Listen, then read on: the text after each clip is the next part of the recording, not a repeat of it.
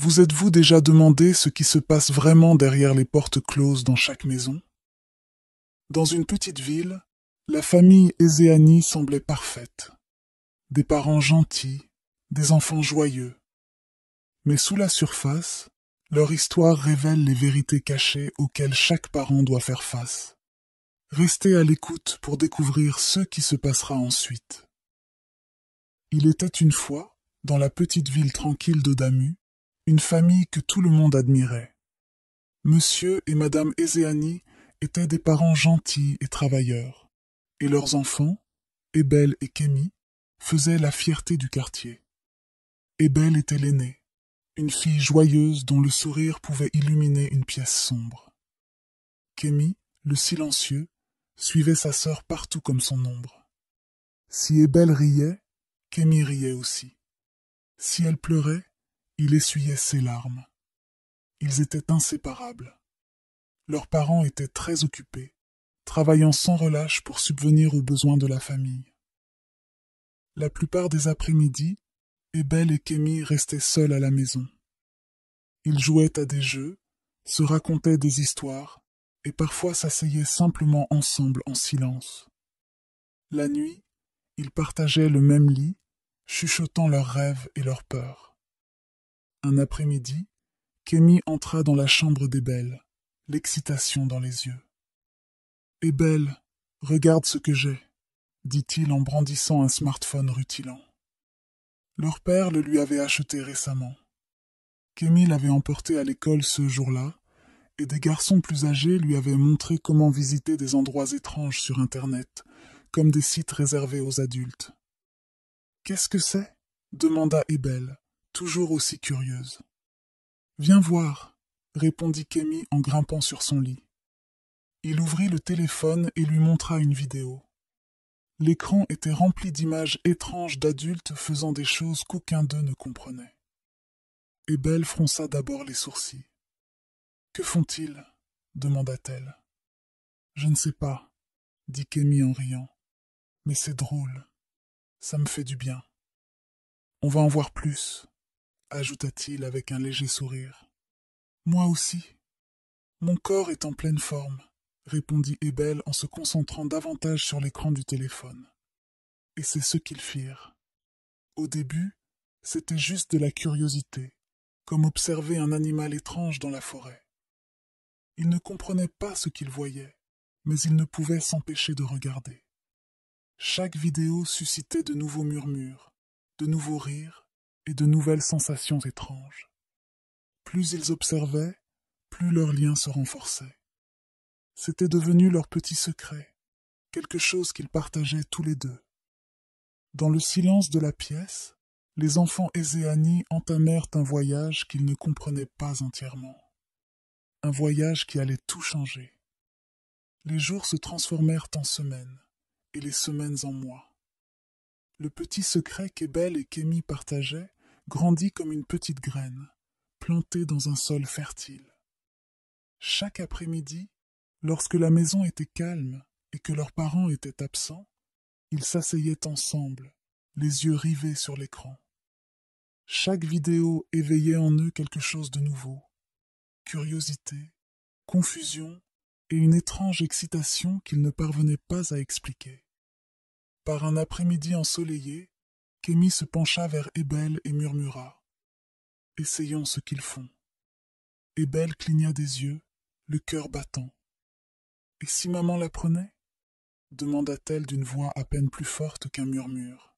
« Elle ne le fera pas » dit Kémi avec un sourire confiant. « C'est juste toi et moi. » Ebel hésita, l'esprit en proie à des questions, mais elle avait confiance en Kémi. Il était son ombre, son partenaire en tout. Lentement, elle hocha la tête, et ils décidèrent d'imiter ce qu'il avait vu. Au début, cela ressemblait à un jeu idiot. Ebel était allongée sur le lit, souriante, et Kémi la plaça bien, comme dans les vidéos. Elle riait et se taquinait, s'arrêtant dès que l'une d'elles devenait trop nerveuse. Dès le premier jour, elles ne purent plus s'arrêter. Ils continuaient tous les après-midi, quand leurs parents n'étaient pas là, et petit à petit, ils ont même commencé à le faire la nuit, sans que leurs parents ne s'en rendent compte, car ils partageaient la même chambre et le même lit. C'est un peu douloureux, disait Ebel. Mais Kémy, savourant déjà le moment, lui couvrait la bouche de ses mains, juste pour l'empêcher de crier. Cependant, Madame et Monsieur Ezéani restaient dans leur chambre, à dormir, inconscients de ce qui se passait dans celle de leurs enfants. Ils pensaient que Kémy et Ebel dormaient bien, comme eux. Ils ignoraient qu'en réalité, leurs enfants passaient un bon moment ensemble, au lieu de bien dormir. Les années passèrent, et à 15 ans pour Ebel et 12 ans pour Kémy, leur secret était devenu plus profond qu'ils ne l'auraient jamais imaginé. Ce n'était plus un jeu, mais quelque chose qu'ils ne savaient plus comment arrêter. La nuit, allongés dans leur lit, le poids de leurs actes pesait sur leur cœur. Ebel fixait le plafond, la poitrine serrée par la culpabilité. « Kémy, murmura-t-elle un soir, crois-tu que ce soit normal ?» Kémy garda le silence un instant avant de répondre. « C'est juste nous, Ebel. Personne d'autre ne le saura. » Leur lien, autrefois innocent et pur, les retenait désormais captifs. Ils ne savaient comment échapper à la toile qu'ils avaient tissée, et ils restèrent donc silencieux, portant leur secret comme une lourde pierre dans leur cœur. La maison silencieuse, autrefois un havre de paix, ressemblait désormais à une cage. Quelques années passèrent à nouveau. Ebel était devenue une belle jeune femme de 19 ans, et Kémy, 16 ans, était plus grande, et sa voix s'était affinée. Mais leur lien, bâti sur des années de secret, demeurait intact. Les jeux autrefois innocents auxquels ils s'adonnaient étant enfants s'étaient transformés en quelque chose de bien plus dangereux. Un soir, Kémy s'assit sur le lit d'Ebel, le visage grave. « Ebel, dit-il doucement, je pense qu'on devrait se protéger. C'est plus sûr. Essayons comme on le voit dans ces vidéos. » Les yeux d'Ebel s'écarquillèrent. « Protection ? Kémy, es-tu fou ? Et si quelqu'un te voyait l'acheter ?» Kémy sourit, essayant de la calmer. « Ne t'inquiète pas, je ferai attention. Personne ne le saura. » Le lendemain, Kémy se rendit à la pharmacie, le cœur battant à tout rompre en s'approchant du comptoir.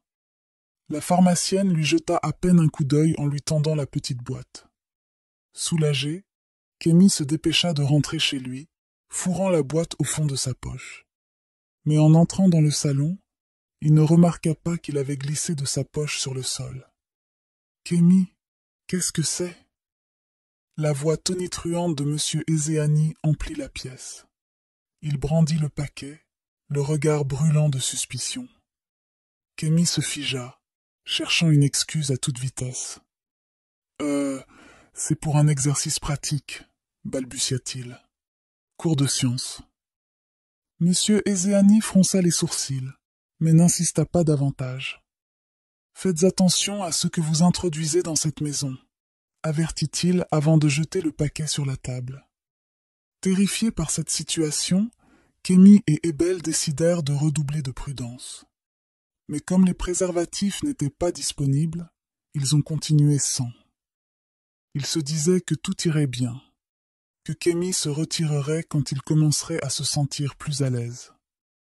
Mais la vérité s'est effondrée lorsqu'Ebel, à 20 ans, a commencé à se sentir mal. Elle se mit à vomir, ses mains étaient pâles et elle avait quelques vertiges par endroits. « Je crois que je suis enceinte, » murmura-t-elle un soir, les larmes aux yeux. Le cœur de Kémy se serra. « On va régler ça, » dit-il en essayant de garder son calme. Ensemble, ils rassemblèrent leurs économies et se rendirent dans une clinique locale. Là, ils mentirent à une infirmière, prétendant avoir besoin de pilules abortives pour une expérience scolaire. L'infirmière hésita, mais finit par lui remettre les comprimés, les avertissant de les utiliser avec précaution. De retour à la maison, Ebel pleurait en prenant les médicaments, son corps tremblant de peur et de culpabilité. Kémy était assis à ses côtés, lui tenant la main. « Personne ne le saura jamais, murmura-t-il, la voix tremblante de doute. Mais cela ne s'arrêta pas là. Le secret, tel une ombre, s'épaissit. Chaque fois qu'Ebel se retrouvait dans la même situation, il répétait le processus, inventant divers mensonges auprès des infirmières de différentes cliniques et même des pharmacies,